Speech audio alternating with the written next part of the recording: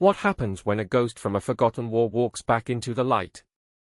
What happens when a call sign, whispered only in the desperate heat of battle 2 decades ago, echoes from the crystalline cockpit of an F-35 soaring at the edge of space?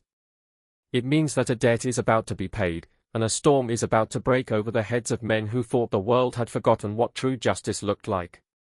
It means that a war, long since declared over, was about to find its final battlefield not in some dusty, foreign city, but in the quiet, forgotten heart of America itself. The cold was a physical entity in Arthur Pendleton's small farmhouse. It was a predator that seeped through the warped window frames and the cracks in the chinked logs of the old structure. It crept across the bare floorboards, a silent, invisible wolf stalking the last embers of warmth in the hearth. Arthur felt it in his bones, a deep, gnawing ache that felt older than the 84 years he had carried on his stooped shoulders. His breath plumed in the air before his face, a fleeting ghost in the gloom of the single room that served as his kitchen, living room, and bedroom. He sat at a small, rickety table, his gnarled hands wrapped around a chipped ceramic mug filled with lukewarm water. There was no coffee left. No tea. There was only a quarter of a loaf of stale bread on the counter and the quiet dignity that was his last, and most formidable, defense against the encroaching darkness. Outside, the Montana winter was relentless, burying his small plot of land under a pristine, unforgiving blanket of white. The wind howled a mournful song through the skeletal branches of the ancient pines that stood guard around his property, the only sentinels he had left. This land had been in his family for 3 generations. His grandfather had homesteaded it, breaking the stubborn soil with his bare hands and a mule. His father had defended it from drought and bankers during the Great Depression. And Arthur had left it to go defend the world.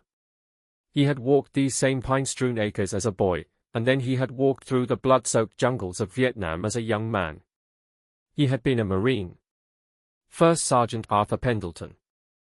A name that once commanded the respect and loyalty of hundreds of young men who would have followed him into the very gates of hell. In a small, velvet-lined box on his dresser lay the proof of that life. The Congressional Medal of Honor. Its blue, star-spangled ribbon was faded, the bronze star itself cool and heavy. He rarely looked at it anymore. It belonged to a different man, a younger man whose joints didn't scream with every movement, whose heart wasn't a tired, faltering drum in his chest. That man had charged a machine gun nest to save his platoon. This man couldn't afford to buy firewood. A sharp, official-looking letter lay on the table next to his mug.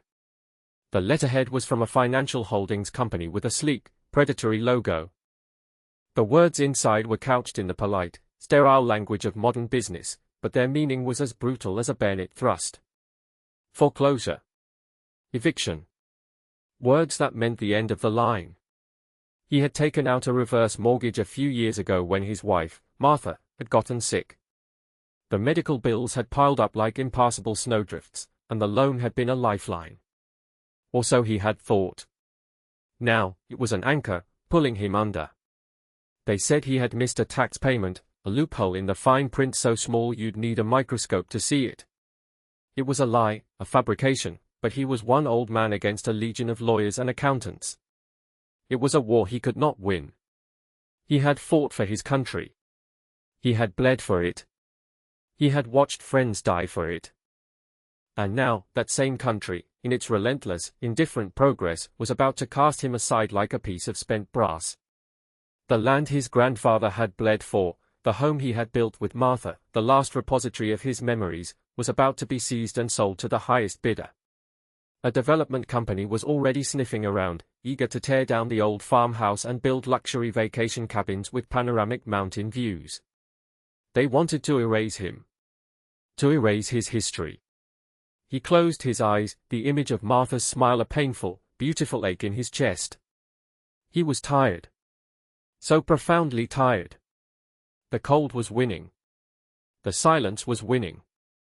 He had faced down enemy armies and stared death in the face without flinching, but this slow, quiet erosion of his world, this was a different kind of enemy. One he did not know how to fight. Hundreds of miles away, in a different part of the same unforgiving Montana wilderness, another veteran was fighting a different kind of war. John Slade lived in a state of perpetual, disciplined silence. His cabin was small, Spartan, and meticulously organized. It was less a home and more a forward operating base against the chaos of the world, and the chaos within his own mind. The logs were perfectly joined, the metal roof angled to shed the heaviest snow. There were no photographs on the walls, no sentimental trinkets on the shelves. There was only function. A wood-burning stove, a cot, a table, and a weapons cleaning kit laid out on an oilcloth with the precision of a surgeon's tools. Slade was a massive man, built not like a bodybuilder, but like a draft horse, with a density and solidity that seemed to bend the very air around him. His face was a roadmap of a hard life, etched with lines that spoke of sleepless nights and unforgiving sun. His eyes, a pale, piercing blue, were the most unsettling thing about him. They were ancient eyes, chips of glacial ice that saw everything and revealed nothing. They were the eyes of a man who had seen the worst of what human beings were capable of and had been forced to become worse to survive. He had been a Marine Force recon operator, a Tier 1 asset, a ghost who moved through the darkest corners of the world. His call sign, known only to a select few, had been Spectre. For 15 years, he had been the sharpened tip of the spear. He was a master of violence, an artist of controlled chaos. He had fought in every sun-choked hellhole and forgotten mountain range the 21st century had to offer. But it was Fallujah that had broken him. Not his body, but his soul. The relentless, house-to-house fighting, the constant presence of death, the loss of his entire team in a single, catastrophic IED blast. He had been the sole survivor, thrown clear by the explosion, and had woken up in a world of silence and pain. The ghosts of his fallen brothers had followed him home, and they were relentless. He had left the Corps with an honorable discharge and a chest full of medals he never looked at. He had sought out the most remote, quietest place he could find, a place where the silence of the mountains could hopefully drown out the noise in his head. He was engaged in a war of attrition against his own memories, a daily battle fought with rigid routine and physical exhaustion. He chopped wood until his muscles screamed, ran for miles through the snow-choked forest, and sat for hours in the cold, still air, trying to find a peace that always remained just out of reach. His only companion in this self-imposed exile was Havoc. The dog was as much a veteran as Slade was. A massive, sable German shepherd, Havoc had been a multipurpose canine with the SEALs. He was a warrior in his own right, with a resume of deployments that would rival most soldiers. A thick, jagged scar ran from his left eye down his muzzle, a permanent reminder of the shrapnel that had earned him his retirement. His eyes were intelligent, watchful, and held a deep, knowing sadness that mirrored Slade's own. Havoc was more than a pet, he was a fire watch, a living, breathing sentinel who could sense the approach of Slade's demons long before they crested the horizon of his consciousness. When the nightmares came, thrashing and cold-sweated, Havoc would press his heavy body against Slade's, a warm, solid anchor in the storm of memory. When Slade's gaze would go distant, lost in the smoke and fire of the past, Havoc's wet nose would nudge his hand, pulling him back to the present. They were two broken soldiers, leaning on each other to stay upright. They spoke a language that had no need for words, a silent communion of shared trauma and unwavering loyalty. Slade's connection to the outside world was a single, heavily encrypted satellite phone. It rarely rang. When it did, it was usually Tripp. Sergeant Marcus Tripp Washington, a former Air Force pararescueman who had lost a leg to a landmine in Afghanistan. Tripp was a genius, a savant of the digital world who had traded his M4 for a keyboard and now operated from a basement in San Diego that he called the Lair. It was a chaotic nexus of monitors, servers, and wires, from which Tripp could reach into any corner of the global network. He was Slade's only remaining link to the Brotherhood, his overwatch in the digital sky. One morning, the routine was broken. Slade's supplies were running low. A trip to the small, one-street town of Prospect Creek was unavoidable. He hated it. The town was too loud, the people too close. The forced pleasantries of civilian life felt like a foreign language he had no desire to learn. But need was a powerful motivator. He loaded Havoc into the passenger seat of his battered, military surplus truck, the dog assuming his usual co-pilot position, head erect, eyes scanning the terrain. The drive was a slow, cautious descent from the silence of the mountains into the low hum of civilization. The cold, hard truth of America is often found under the harsh fluorescent lights of a local grocery store. It's in the tired eyes of the cashier, the strained expression of a young mother choosing between brands of bread, the quiet desperation of an old man counting out change for a can of soup. It was in this arena of quiet, everyday struggle that John Slade's war found its new beginning. He moved through the aisles with an unnerving purpose, a large, quiet predator in a world of grazing sheep. People instinctively gave him a wide berth, sensing the coiled stillness in his movements. Havoc waited in the truck, his massive head visible in the window, a silent, watchful guardian. Slade gathered what he needed: flour, salt, coffee, dried beans, dog food, his movements efficient and precise. He was heading for the checkout when he saw him. An old man, frail and stooped, stood near the front of the store. He wore a threadbare flannel jacket that was no match for the Montana cold. His hands trembled as he held a single can of generic brand soup, staring at it as if it held the answer to some profound, unsolvable question. Slade recognized the look in his eyes. It was the look of a man on his last round, with no resupply in sight.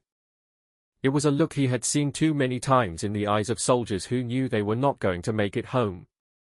As Slade watched, another man approached the elderly veteran. This man was the polar opposite of the old soldier. He was soft, dressed in an expensive suit that looked ridiculously out of place in Prospect Creek. His shoes were polished to a mirror shine, his hair was perfectly coiffed, and he wore a smile that was all teeth and no warmth. It was a shark-like smile, full of predatory confidence. "Arthur," the man in the suit said, his voice a smooth, condescending purr. "Fancy meeting you here. I was just on my way to your property. We need to discuss the transition." The old man, Arthur, flinched as if struck. He clutched the can of soup tighter. "There's nothing to discuss, Mr. Thorne. It's not right what you're doing." "Right?" Thorne chuckled, a sound like ice cubes clinking in a glass. "It's business, Arthur. It's legal. You signed the papers. You defaulted. The law is the law." He gestured dismissively at the can in Arthur's hand. "Are you really going to make a scene over a can of soup? Let's be reasonable. We can make this easy on you. Sign the final transfer papers, and we'll even give you a small stipend to find a new place." A gesture of goodwill. Arthur's face, already pale, seemed to shrink. His shoulders slumped, the last bit of fight draining out of him. He looked defeated. Utterly and completely broken. Slade felt something shift inside him. A cold, familiar switch being flipped. For years, he had been trying to suppress the warrior, to bury the specter. He had sought peace, silence, and oblivion. But the sight of this predator cornering his prey, this jackal circling a wounded lion, awakened the sleeping giant. The ghosts in his head went silent, their whispers replaced by a single, clear, resonant note of pure, unadulterated rage. He didn't think. He acted. He left his cart where it was and began to walk towards them. His boots made no sound on the linoleum floor. He moved with the predatory grace that had carried him through 100 kill zones. Thorne was so focused on his victim that he didn't notice the massive shadow falling over him until it was too late. He said, "There's nothing to discuss." Slade's voice was low, a gravelly rumble that seemed to come from the very bedrock of the earth. It wasn't loud, but it cut through the ambient noise of the store like a razor. Thorne spun around, his smug expression faltering as he took in the sheer size of the man standing before him. He saw the flat, cold eyes, the impassive set of his jaw, the sheer, brutal capability that radiated from him like heat from a furnace. For the first time, the shark looked like it had just encountered a great white. "Who the hell are you?" Thorne stammered, trying to regain his composure. "This is a private conversation." Slade took another step forward, closing the distance. He didn't look at Thorne. His gaze was fixed on Arthur. "Sir," he said, his voice softening almost imperceptibly. "Are you all right?" Arthur looked up, startled, his eyes wide with a mixture of fear and confusion. He saw Slade, a mountain of a man standing between him and his tormentor. He saw a protector. Thorne, emboldened by Slade's seeming dismissal of him, puffed out his chest. "Listen, buddy, this has nothing to do with you. This is a legal matter. Now, walk away." Slade slowly turned his head, his glacial eyes finally locking onto Thorn's. The temperature in the aisle seemed to drop by 20 degrees. "Walk away now," Slade said. It wasn't a suggestion. It was a command, delivered with the absolute authority of a man who had commanded life and death on a global scale. The words carried a weight that Thorn, in his world of paper and profits, had never experienced. It was the weight of finality. Thorn's bravado evaporated. He saw something in Slade's eyes that terrified him to his core. He saw a man with nothing to lose and the ability to take everything from him. He opened his mouth to retort, but no sound came out. He took an involuntary step back, then another. He gave Arthur one last, venomous glare, then turned and scurried out of the stall like the vermin he was. Silence descended. Arthur stared at Slade, his trembling hands still clutching the can of soup. "Thank you," he whispered, his voice hoarse. Slade simply nodded. He reached out, not to the old man, but to the cart he had abandoned. He pushed it towards the checkout counter and began placing his own items on the belt. Then, he turned to Arthur. "Put your soup up here," he said. Arthur hesitated. "And anything else you need," Slade added, his eyes scanning the store. "Whatever you need." For the first time in a long time, a flicker of light returned to Arthur Pendleton's eyes. He placed the can of soup on the counter. Then, guided by Slade's quiet insistence, he walked back into the aisles and began to fill a cart of his own with food, firewood, and other necessities. Slade paid for everything in cash, a thick roll of bills he produced from his pocket. He didn't say another word. He simply loaded the groceries into bags, helped Arthur carry them out to his ancient, rust-eaten pickup truck, and watched as the old man drove away. As Slade returned to his own truck, Havoc whined softly, his intelligent eyes fixed on his master. The dog had seen the entire exchange through the window. He had seen the shift in Slade, the reawakening of the warrior. Slade put a hand on the dog's massive head, scratching behind his ears. "Easy, boy," he murmured. "It's not over." He knew it wasn't. The man in the suit, Thorn, was a symptom of a disease. Slade had just treated the symptom, but the sickness remained. He had seen Thorn's license plate as he fled. A vanity plate. Thorn 1. Arrogant. Stupid. Slade got in his truck, the engine turning over with a familiar, powerful roar. He didn't drive back to the mountains. He drove to the town's small public library. He needed a secure line. He needed information. He needed Trip. The library was warm and quiet, smelling of old paper and floor wax. Slade found a secluded computer terminal in the back. He used a series of anonymizing proxies and encrypted channels to establish a connection. The screen flickered to life, a secure chat window opening.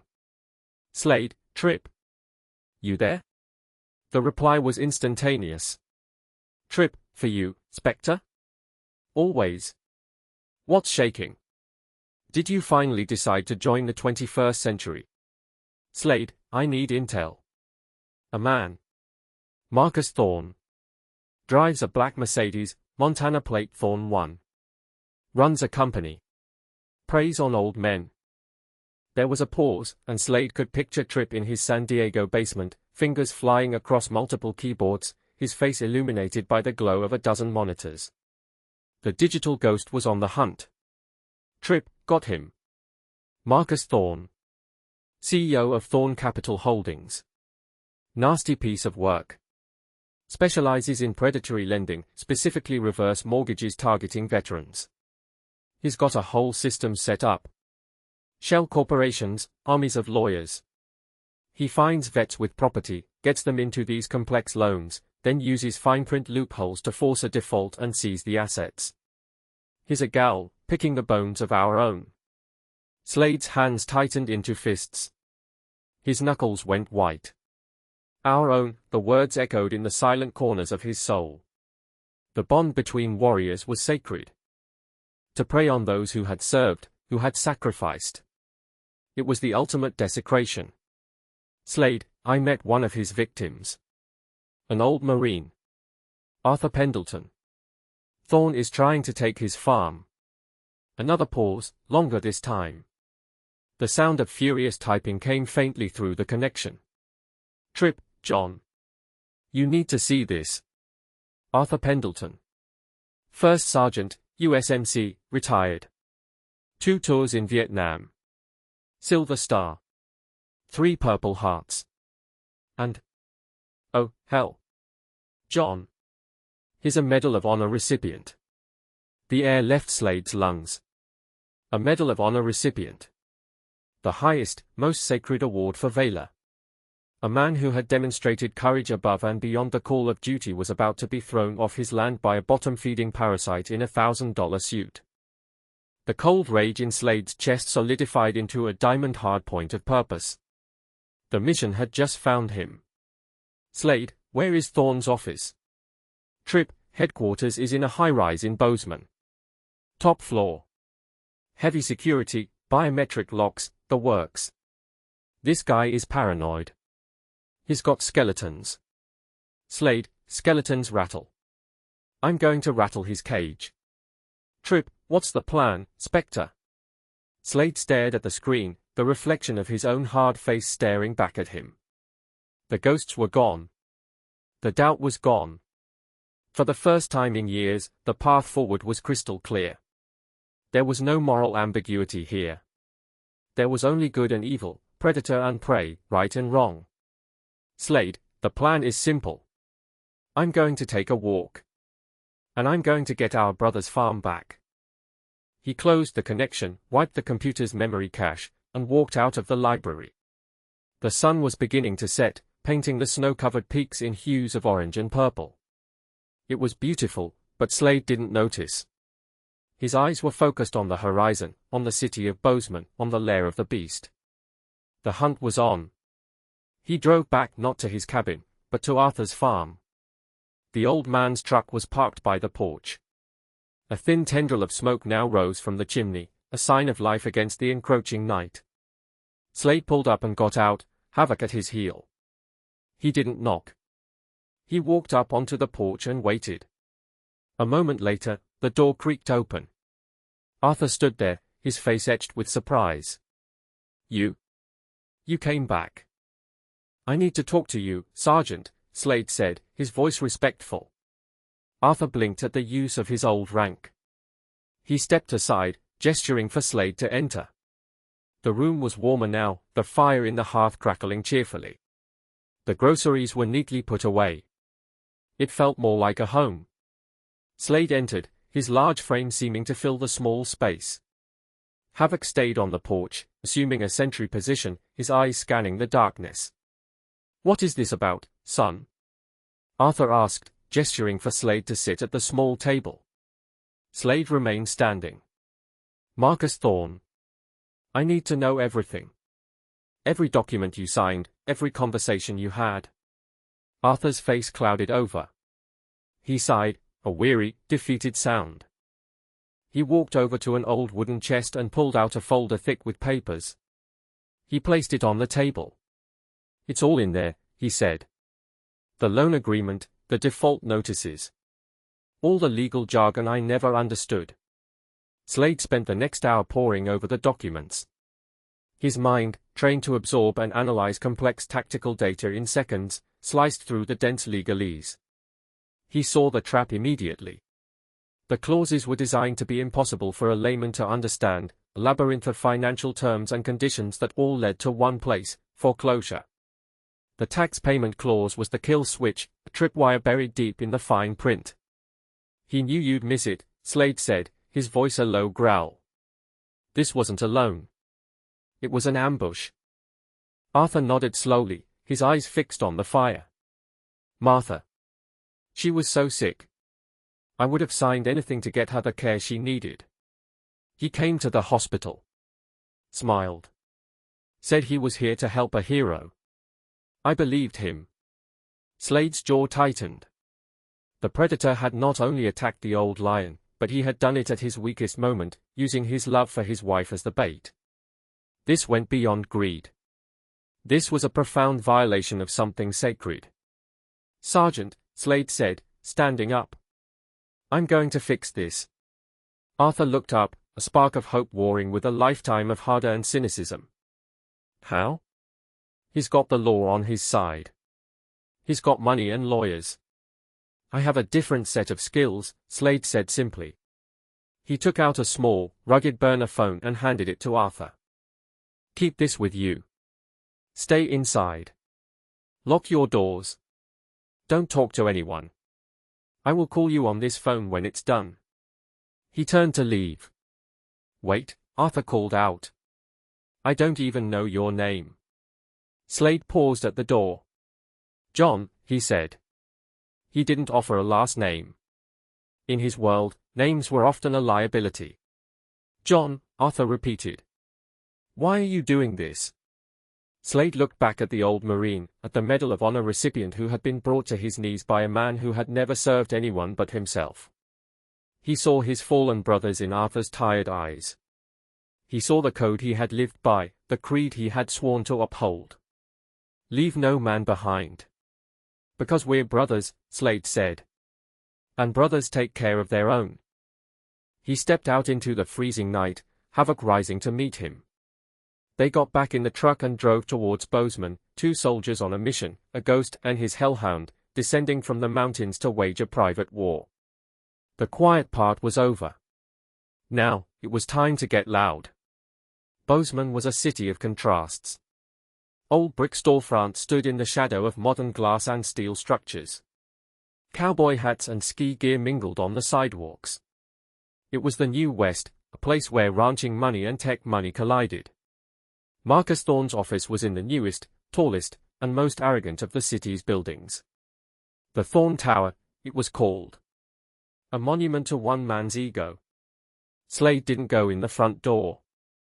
He spent the first few hours after arriving in the city conducting a quiet, methodical reconnaissance. He sat in his truck in a parking garage across the street, a pair of military-grade binoculars to his eyes, watching the building. He observed the security patrols, the camera placements, the flow of people in and out of the lobby. He noted the executive parking garage in the sublevel, the private elevator that went directly to the penthouse floor.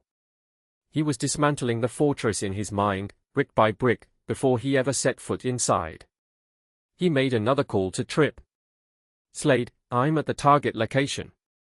I need schematics for the Thorne Tower. HVAC, electrical, security systems. Everything. Tripp, already on it, Spectre. This guy's security is top shelf. Night Guard Series 7. Biometric scanners, pressure plates, motion sensors. But they made one mistake. They networked it all for remote access from Thorne's home. Amateurs. Give me 5 minutes. 5 minutes later, Slade's encrypted tablet chimed. A complete set of blueprints and system schematics appeared on the screen. Tripp had also included a small, elegant piece of code. Tripp, that little beauty will put the entire system into a diagnostic loop for exactly 10 minutes. It won't trigger an alarm, it will just make the system think it's running a self-check. Cameras, locks, everything will be offline. You'll have 10 minutes of total darkness. Use them wisely. Slade, 10 minutes is a lifetime. Tripp, I've also been digging deeper into Thorne. This is bigger than we thought.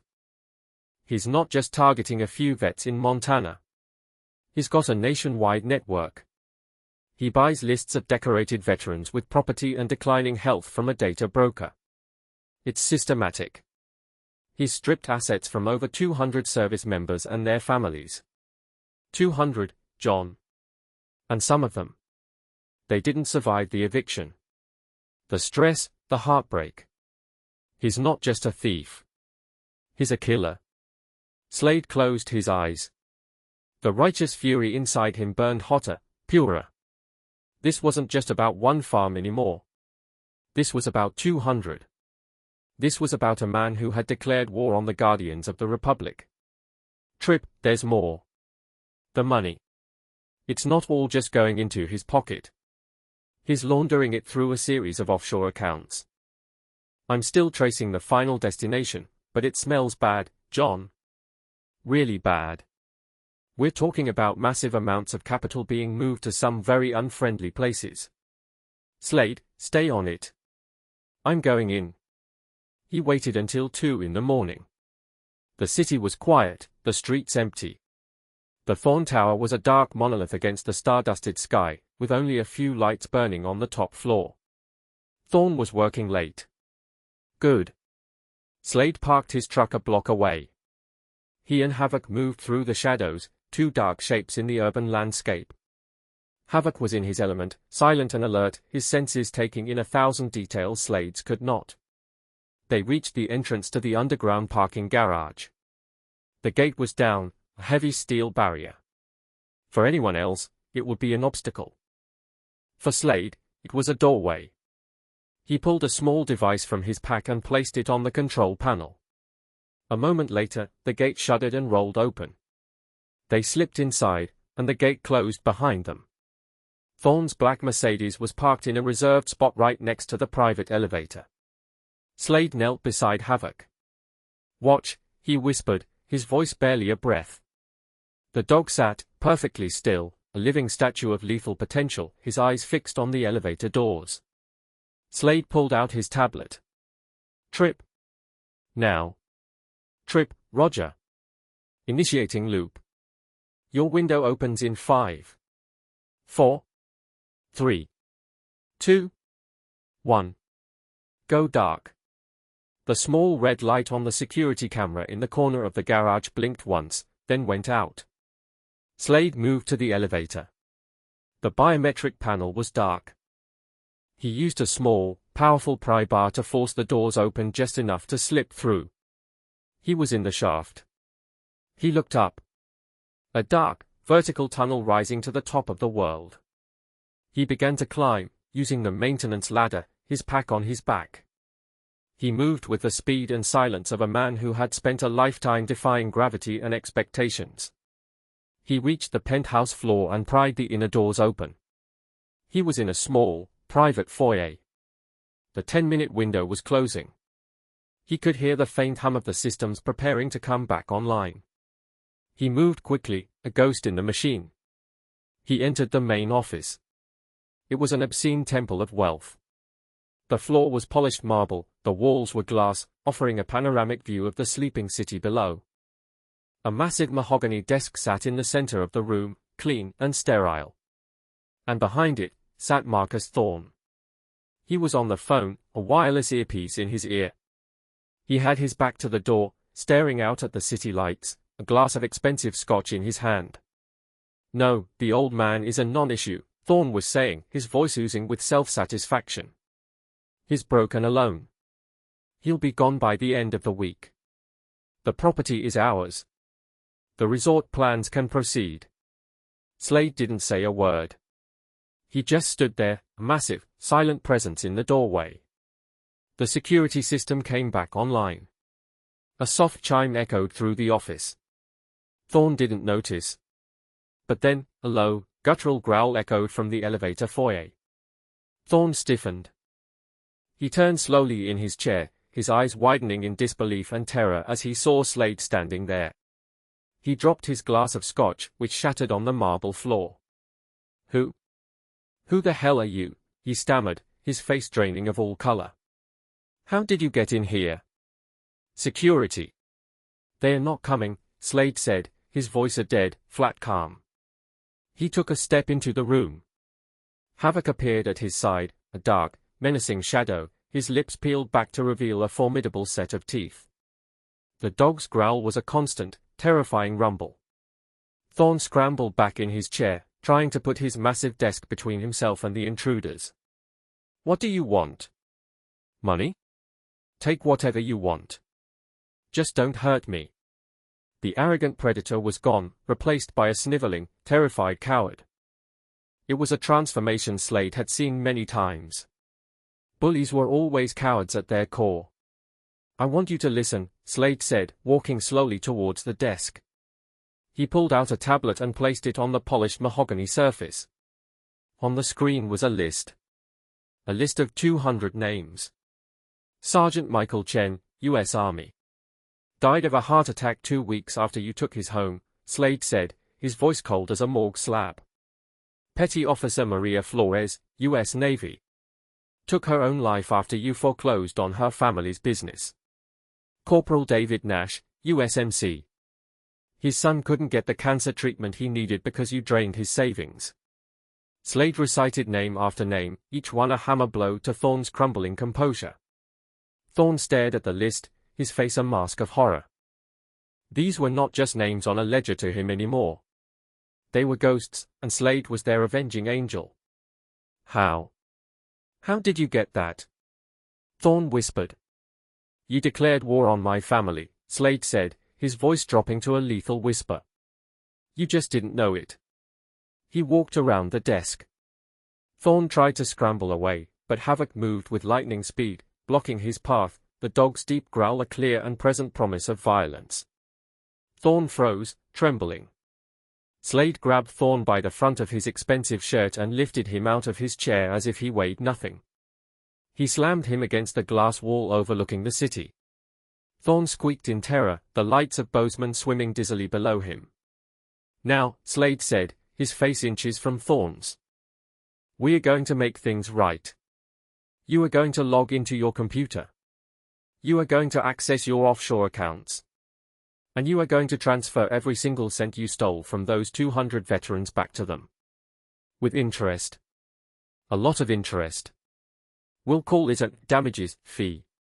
He dragged Thorne back to the desk and threw him into the chair. Start typing. For the next hour, under the watchful, unblinking eyes of Slade and the low, menacing growl of Havoc, Marcus Thorne dismantled his own empire. He initiated wire transfer after wire transfer, his hands shaking so badly he could barely type. The money flowed out of his hidden accounts in the Cayman Islands and Switzerland and back into the bank accounts of the families he had ruined. When it was done, Thorne was a broken man. His fortune was gone. It's all gone, he whimpered. Not all of it, Slade said. He pointed to a set of encrypted hard drives on a shelf. Your ledgers. Your real books. The ones that show the money laundering. Slade took the hard drives. He then looked at Thorne's computer. My friend Tripp tells me you've been moving money for some very bad people. People who don't like loose ends. He typed a few commands into Thorne's computer. I've just sent an anonymous email to your business partners explaining that you've compromised their entire network. I've also sent a copy of these hard drives to the FBI and the SEC. They should be here in about 20 minutes. Thorne stared at him, his eyes wide with a new kind of terror. It wasn't just the law he had to worry about now. You're a dead man, Slade said, not as a threat, but as a simple statement of fact. They'll find you in prison. Or before. You built a house of cards on the graves of heroes. Now, it's all coming down. He turned and walked away. Stay, he said to Havoc. The dog remained, standing over the whimpering, broken form of Marcus Thorne, a furry, four-legged instrument of karmic justice. Slade went back to the elevator, pried the doors open, and rappelled down the shaft using a rope from his pack. He retrieved Havoc moments later using a different method, a quiet summons the dog understood. They slipped out of the parking garage and into the pre-dawn darkness, vanishing as silently as they had arrived. As they drove out of the city, the first sirens began to wail in the distance. Slade didn't look back. The mission was complete. Justice had been delivered. Not the slow, imperfect justice of the courts, but the swift, absolute justice of the battlefield. He drove straight to Arthur's farm. The sun was just beginning to rise, painting the eastern sky in brilliant shades of pink and gold. He got out of the truck and walked to the porch. He used the burner phone to call the number he had given the old Marine. It's done, Slade said when Arthur answered. Check your bank account. He waited. He heard a sharp intake of breath on the other end of the line, then a sob. I don't understand, Arthur choked out. There's so much money here. More than I've ever seen. It's yours, Slade said. Your farm is safe. So are the homes of 200 other veterans he preyed on. The door opened, and Arthur stood there, tears streaming down his weathered face. He held the phone in one hand, staring at Slade as if he were an apparition. Who are you? He whispered. Who are you, really? Before Slade could answer, his own satellite phone buzzed. It was Trip. John, you are not going to believe this, Trip said, his voice crackling with excitement. When I ran Sergeant Pendleton's name through the system to verify his service record for the wire transfer, it triggered a flag. A deep-level Department of Defense alert. I got a call almost immediately from a 2-star general at the Pentagon. Slade frowned. What kind of alert? It's a standing inquiry. From 2 F-35 pilots. Captains Evan and Michael Riley. They've had this flag on Arthur Pendleton's name for years. They wanted to be notified if his name ever came up in any official capacity. The general wanted to know why I was running a query on a Medal of Honor recipient in the middle of the night. The name Riley, Slade murmured, a distant memory stirring. Fallujah. The 3rd Battalion. I remember a gunnery Sergeant Riley. He was pinned down with his men in a courtyard. An ambush. That's him, Trip said, his voice full of awe. Gunnery Sergeant Thomas Gunny Riley. You called in the danger close air support that saved his entire company. Over 230 men. He never forgot the call sign of the JTAC that saved them. He told his sons the story their whole lives. The story of the Spectre who called down thunder from the sky and pulled them out of the fire. His sons, Evan and Michael, they grew up and became pilots to be like the men who saved their father. They are the F-35 pilots, John. They've been looking for you, or anyone connected to that day, for years. They wanted to thank you. Slade was silent. He looked at Arthur, the old Marine, the hero from a different war. He looked at the rising sun. The ghosts in his head, the ones from Fallujah, were finally quiet. They weren't whispering accusations anymore. They were whispering. Thanks. Tell them, Slade said, his voice thick with an emotion he hadn't felt in years. Tell them I found one of our own.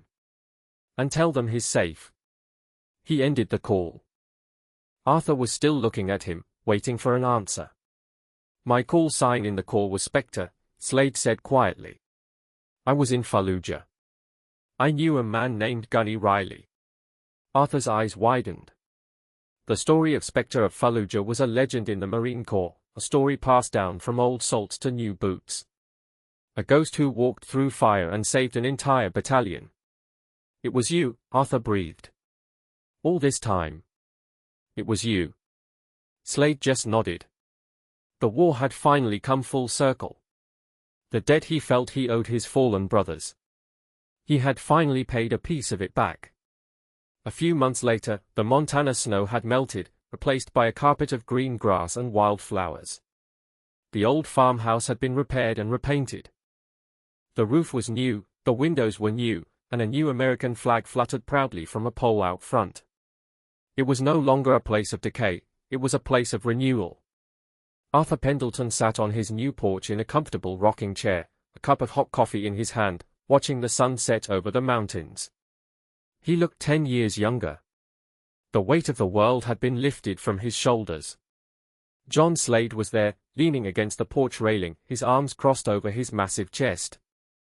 Havoc lay at his feet, head on his paws, dozing in the warm evening air. Slade was no longer looking for a place to hide. He had found a place to stand. They weren't alone. 2 young men in flight suits stood with them, their faces full of respect and awe. Captains Evan and Michael Riley had taken leave as soon as they heard the news. They had flown to Montana to meet the 2 men who represented the beginning and the end of their father's most important story. They had come to thank the Spectre and to meet the hero he had, in turn, saved. They had also brought a proposition. With the recovered funds from Thorne's empire, and with the backing of a grateful military community, they were starting a foundation. The Spectre Pendleton Foundation, dedicated to helping veterans who had been targeted by predatory financial schemes. They wanted Slade to run it. We're not operators like you, John, Evan Riley had said. But we can provide the air support. The logistics, the legal team, the funding. You can be the man on the ground. The tip of the spear. Slade looked out at the peaceful valley. The silence here was different now. It wasn't an empty, haunting silence anymore. It was a peaceful silence, full of life and promise. He had spent years running from the war, trying to escape the ghosts of his past. But he had been wrong. The war wasn't over. It had just changed form. His mission hadn't ended in the deserts of Iraq, it had just been waiting for him here, in the heart of the country he had sworn to protect. He had found a new team. A new brotherhood.